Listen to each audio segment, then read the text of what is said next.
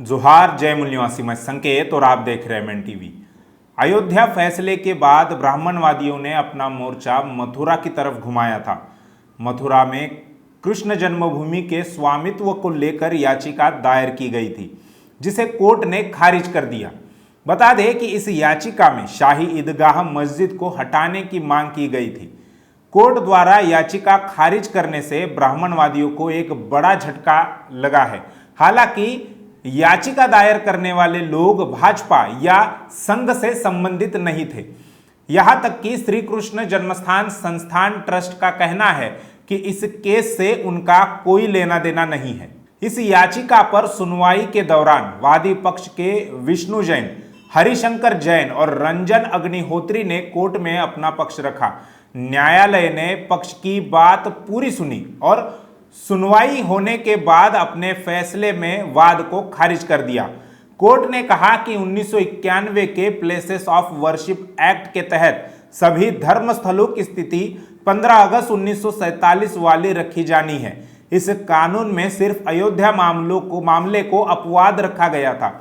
इस याचिका के जरिए 13.37 एकड़ की कृष्ण जन्मभूमि का स्वामित्व मांगा गया था। अब सवाल यह है कि कांग्रेस ने ऐसा कानून क्यों बनाया। दरअसल उस वक्त संघ परिवार की तरफ से यह कहा जा रहा था कि 3000 मंदिरों को गिराकर मस्जिदें बनवाई गई।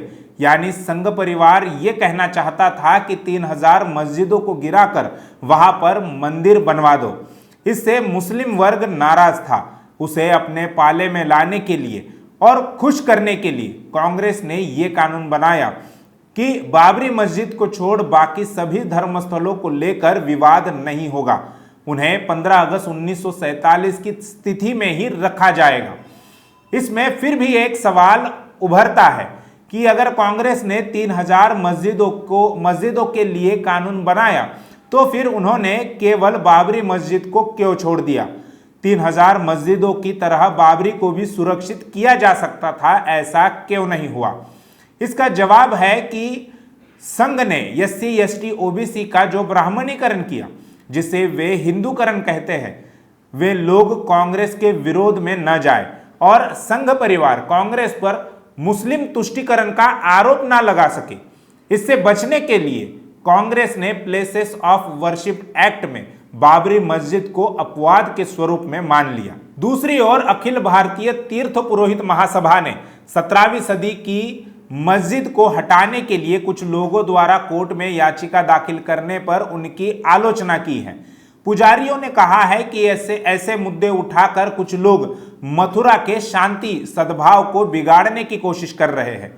महासभा के राष्ट्रीय अध्यक्ष महेश पाठक ने कहा कि 20वीं सदी में दोनों पक्षों के बीच समझौता होने के बाद मथुरा में मंदिर मस्जिद का कोई विवाद नहीं है। ऐसे में कुछ बाहरी लोग मंदिर मस्जिद जैसे मुद्दे उठाकर मथुरा की शांति और सद्भाव को बिगाड़ने का प्रयास कर रहे हैं। उन्होंने आगे कहा कि दोनों समुदायों के बीच सद्भाव है और अगल बगल में धार्मिक स्थल का अस्तित्व भावनात्मक एकजुटता का उदाहरण है।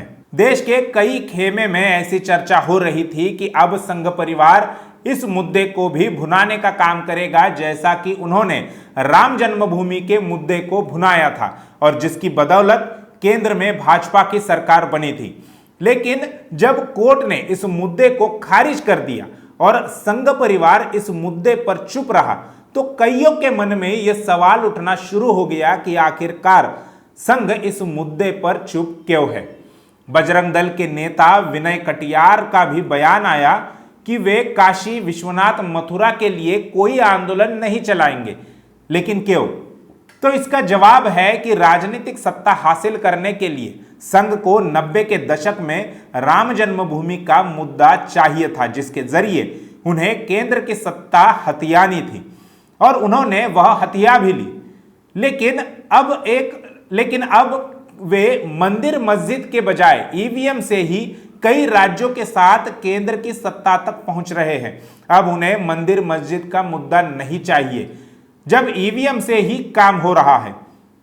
वे लोग अब व्हाइट कॉलर क्राइम के जरिए सत्ता पर नियंत्रण करने लगे हैं, जिसके बारे में न तो विपक्ष आवाज उठाता है और न ही मीडिया। बल्कि ये दोनों भी संघ को सत्ता देने और संघ सत्ता पर बना रहे इसके लिए मदद ही करते रहता है।